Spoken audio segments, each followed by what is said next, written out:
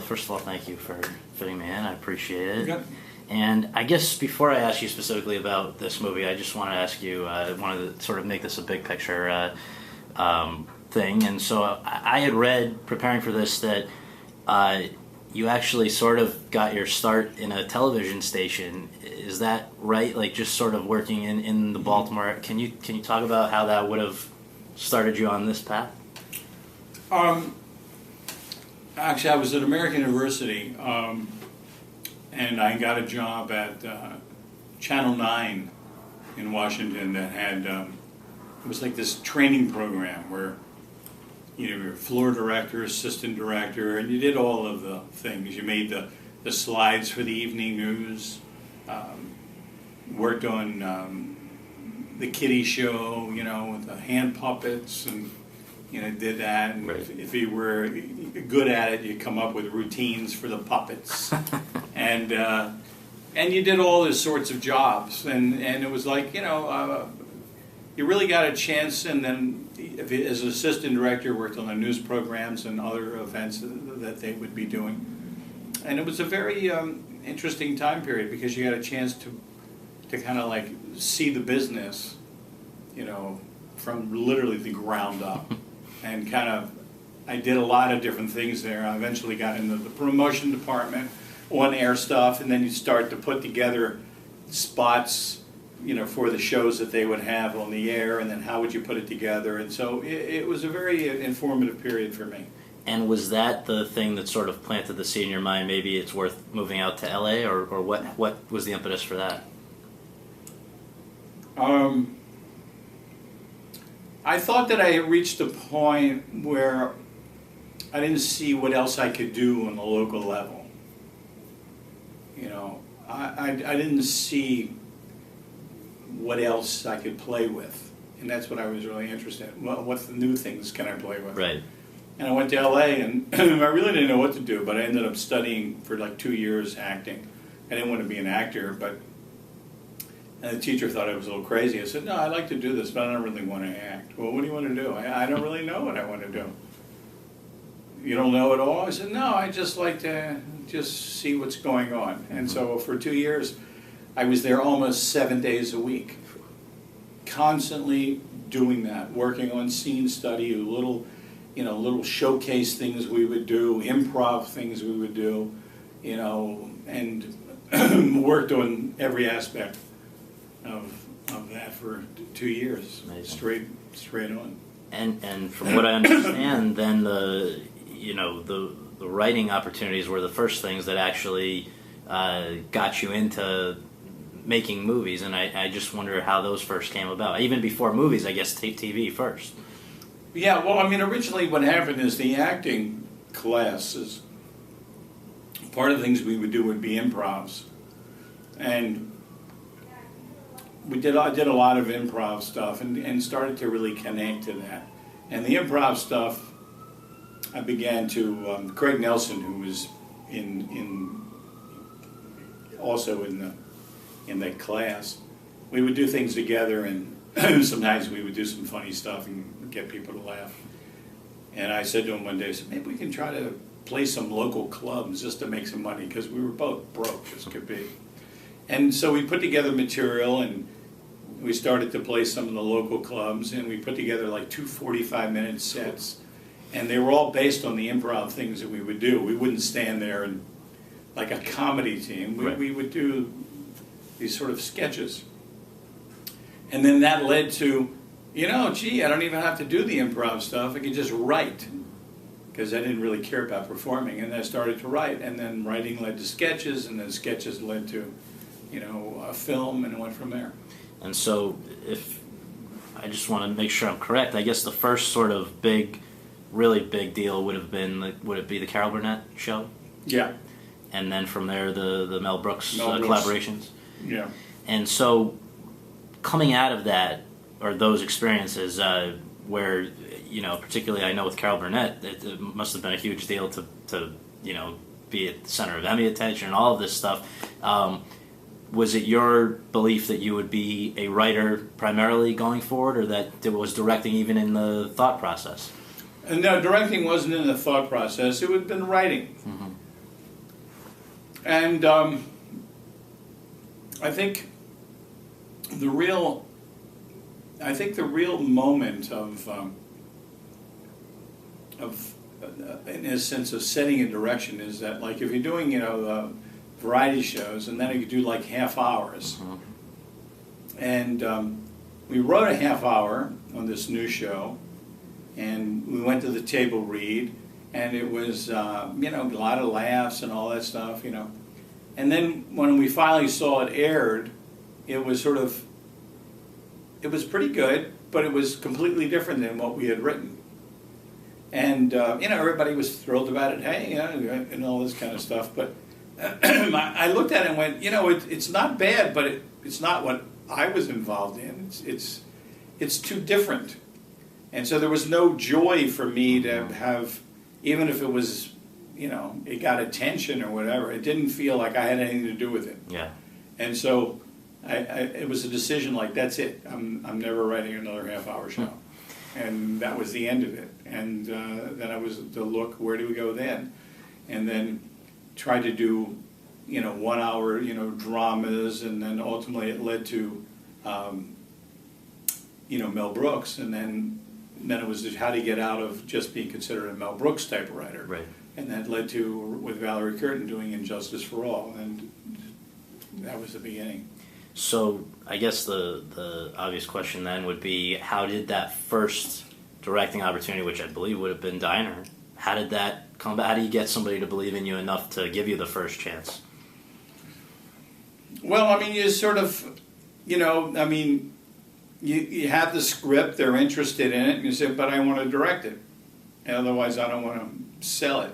Was there a lot of pressure to let somebody else do it? There's always that type of thing. Like, why don't we get somebody who's done it? Right.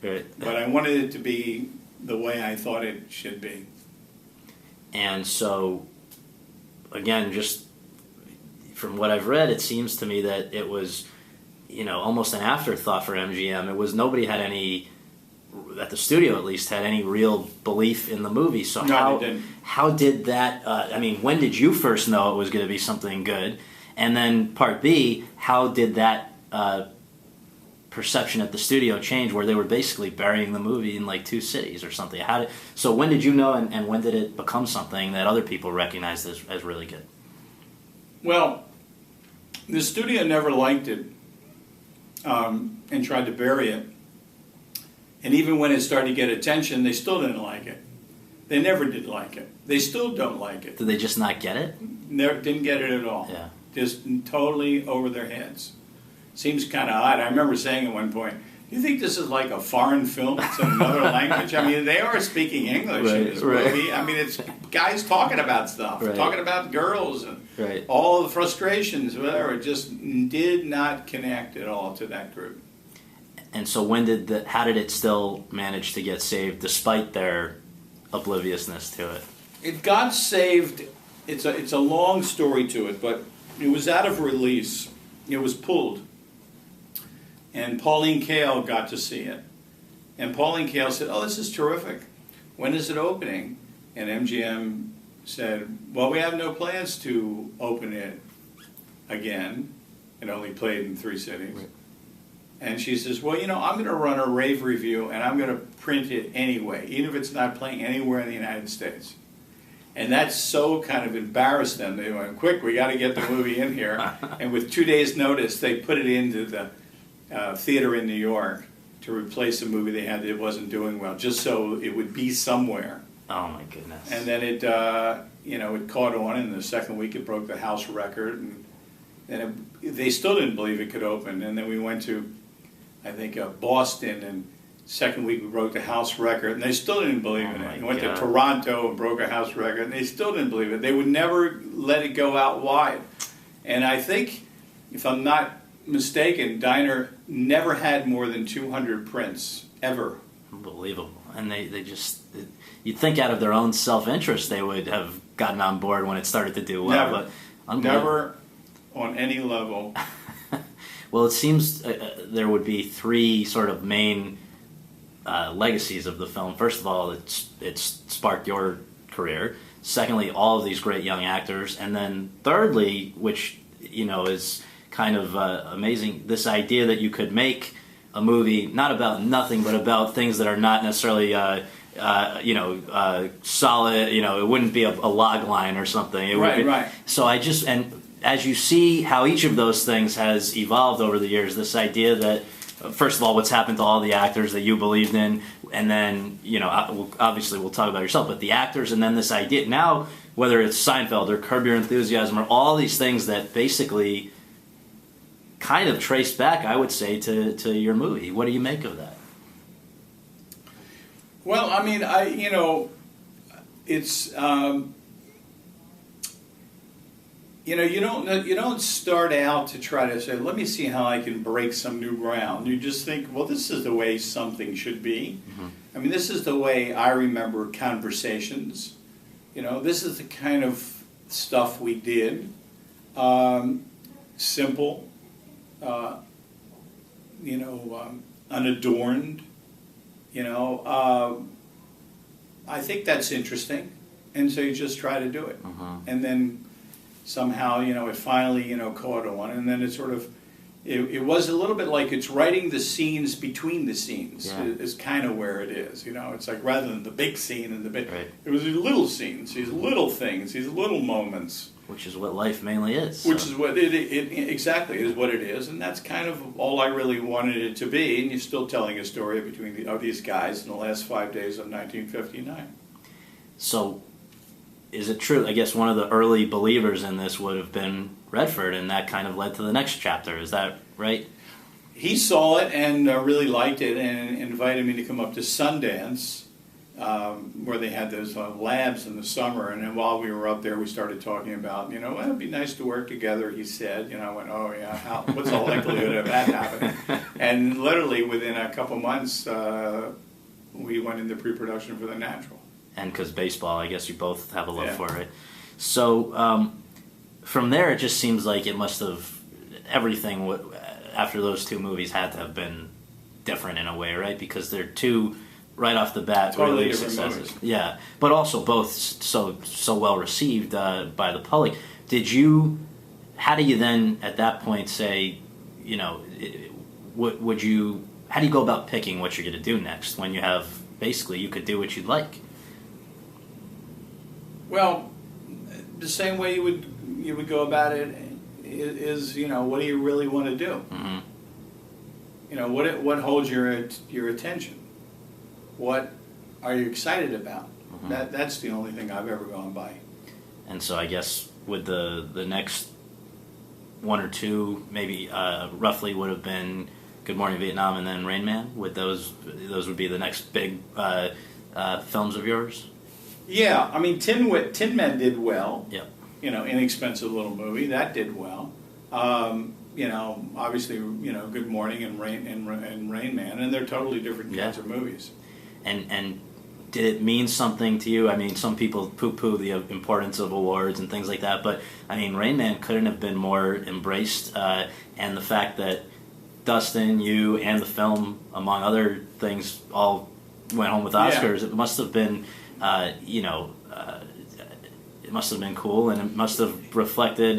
Did you see that movie being the one out of all? I'm sure you believe in all your movies, but that one went over huge. No, it did. I mean, it was very unexpected because the studio didn't really, wasn't exactly excited about really that again. Movie. No, I mean, in fact, they could hardly put together a trailer or a one sheet because they thought, well, it's pretty obscure. Autism, no one knows what it is, and Dustin is a strange character, and maybe it's too, I don't know, and so they didn't know how to sell it or anything, and it didn't open particularly well. It only opened to a $6 million weekend. Wow. So it went on to do $500 million it just worldwide. Had word of mouth. Because it just kept building and building and building. But, it's one of those strange flukes. And again, I have to ask, I know often people say, oh, you don't know until it's out, but I mean, did you have a sense making it that this one was really working, that it was going to be a special one? I thought it was working. Yeah. I thought that it was what I thought it should be. Mm-hmm. I was willing to allow humor to be part of it because, when you talk to people who have an autistic child, I mean, they will tell various stories and humor of it, because the humor sort of cuts through the difficulties of it all too. Right. And so I thought it should have some of that in it. Mm-hmm. And the frustrations of how do you deal with someone who's autistic and all of that. And I thought it seemed right. There was no big adventure to it. It was just a road picture in a sense. And, I saw it and thought, this kind of works. This works. I like it. Right. It's what I thought it would be, but I didn't think that. I mean, who would expect, a $22 million movie to make $500 million right. just in theatrical? It was amazing. Well, I guess one thing that is certainly you're very closely associated with is, and it runs from Diner, I guess, from the beginning right through the present, again with the Bay, in a way, is this Baltimore area, Chesapeake, close enough, but right. Can you explain, just for people who might not know, what your personal tie to Baltimore is and why you feel such an affinity for it that you would now have chronicled it in Diner, Tin Man, Avalon, Liberty Heights, and of course Homicide? I mean, it's obviously means a lot to you. Well, I mean, that's where I grew up, and it's probably the closest thing to me, because those are rather informative years when you're young. Mm-hmm. So all of that stands out in my head, and so I obviously wrote about all that. And then Homicide, was written for David Simon wrote it, and it was Baltimore, and it was the Homicide Squad, and I thought it ought to take place in Baltimore. I mean, that's what he wrote about, and so created a forum for that show. I mean, it's hard for me to separate me from Baltimore, because that's where I came from. Right. I mean, that is, some people don't really care. It's like, I don't care where right. I come from. It doesn't matter. I didn't like it then or whatever. But I mean, that is where I grew up, and I have these remembrances and this real connection to to Baltimore. I did this thing called The Band That Wouldn't Die, which is about the Baltimore Colts marching band. And we did it for ESPN. It was called the 30-30 series. Yeah. And when the team left in '84, the band, is from Baltimore, and they marched without a team for 12 years. Really? Oh my God. So they're marching at barbecues and whatever. They have no team. No team. There's something about Baltimore that brings out that kind of passion in them and in you. Yeah, and I thought it was an interesting story of the passion, for the band and the sense of community. Yeah. So it was an interesting piece to do. It's almost a Capra-esque piece. I'm going to have to seek it out, absolutely. And so the Bay, comes about literally because, someone asked me about doing a documentary about the Chesapeake Bay and how it's 40% dead. And it's the largest estuary in the United States, and 40% dead. And I said, all right, I'll look into it. And then I realized that PBS has a show called Frontline. They did a documentary on the Chesapeake Bay, and they showed all of the issues and problems. And I thought, well, look, I'm not going to do it any better. Frontline did a fantastic job. Mm-hmm. But at the end of the day, it didn't seem to get people motivated to make change. And is that sort of the objective in this case? You would like to have people step up and fix the problem? Well, you would like somebody to at least really address it in a real serious, substantial manner. But so the point being, I walked away from that because I didn't see how to do it or how to motivate people. Mm-hmm. And then I'd be talking about it, and we said, "Oh, this science and all these facts, and it's frightening." And that kind of led to, well, then how do you make people connect? Right. Which led to, well, storytelling. You get connected through storytelling, and if we took all this information and we fed it through this story, it would give it credibility to the story rather than just making everything up. Right. It would give it credibility and substance, and that led to how the Bay evolved. Because I wouldn't sit down and say, "Well, how do I do a movie? It's a scary movie." Right. So that's it's getting all the factual data in there, but it doesn't get in the way of the story. It helps it in a way. Because you get a sense that this is very credible. Oh, yeah. And I know last night at the screening you emphasized that most of it, 85% I think you said, would be based on facts. But there's always sort of been a stigma about the horror genre forever. It's back to the it's almost sort of been a second-class genre. People have treated it that way. Sure. And for somebody before they see this movie, their inclination might be to say, why would an Oscar-winning director, a guy who can probably make a movie about anything, choose to venture into a found footage horror genre type of movie? It sounds strange because it really hasn't happened that often.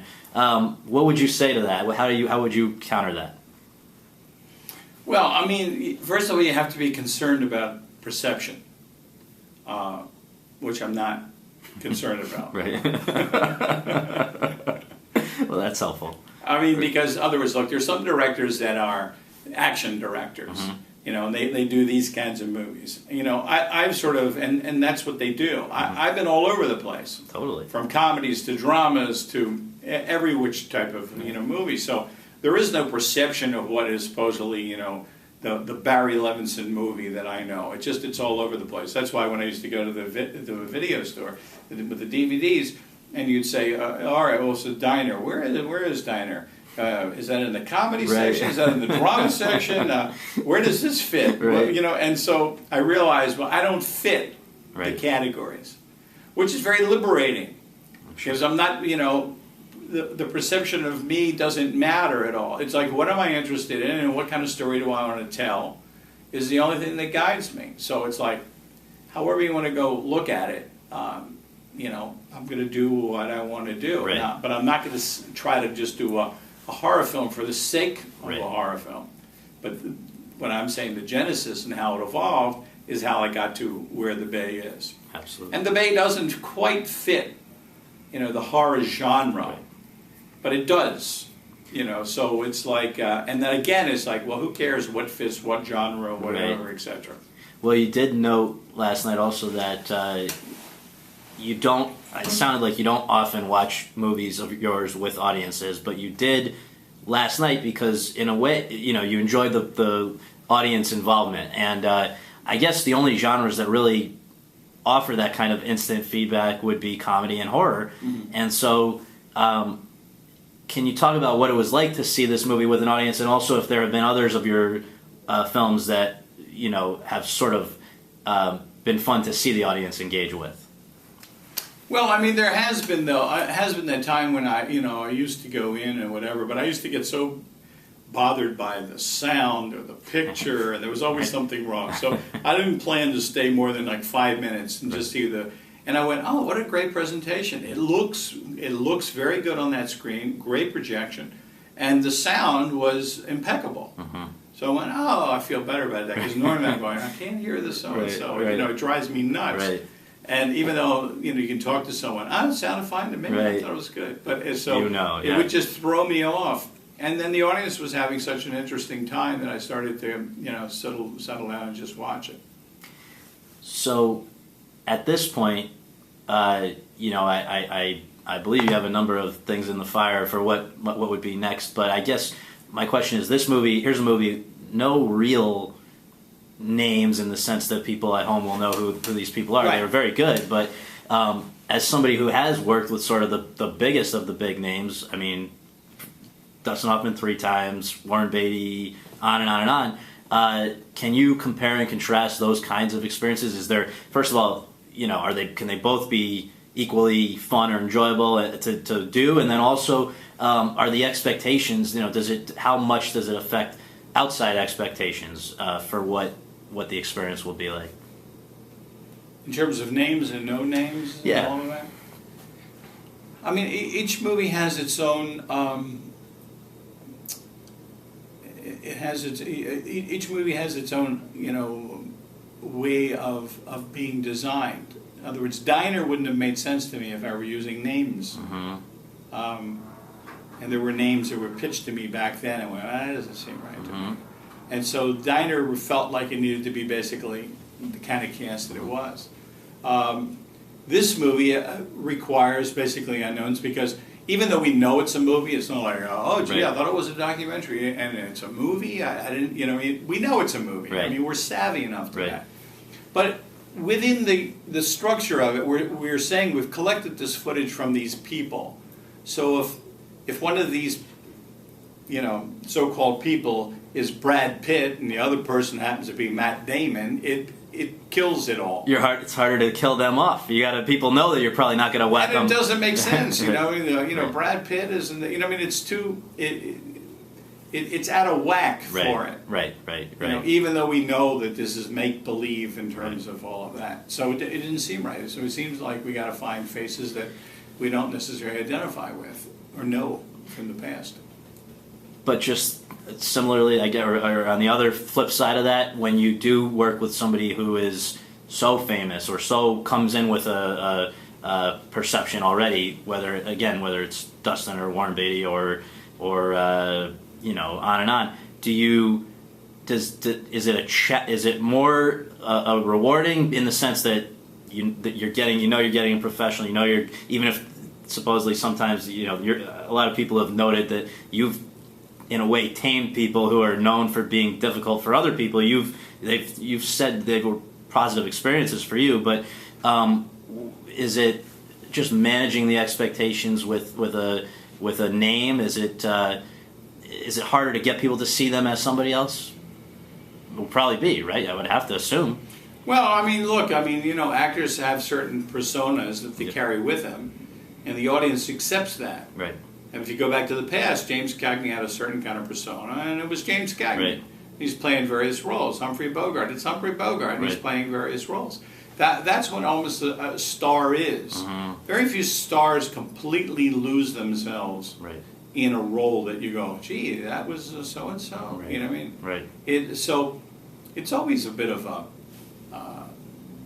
I wouldn't call it a cheat, but it comes with the territory. When you're that famous, you carry a certain amount of baggage with you. And that baggage is ultimately beneficial because the audience just loves that package, yeah. That package. And it's funny though, because often, I guess, and maybe it'll be the case with the Bay, in so many cases when you did work with people who were unknown, now people go back and watch Diner, or they watch Liberty Heights, or they watch whatever, and it's like, oh, that's Ben Foster, that's Adrian, that's whoever. So you seem to have a good eye for talent scouting. Yeah, it's worked nicely. Mentioning Liberty Heights, they did quite well. Absolutely. Well, thank you very much. I really appreciate it. This was great. Okay, great.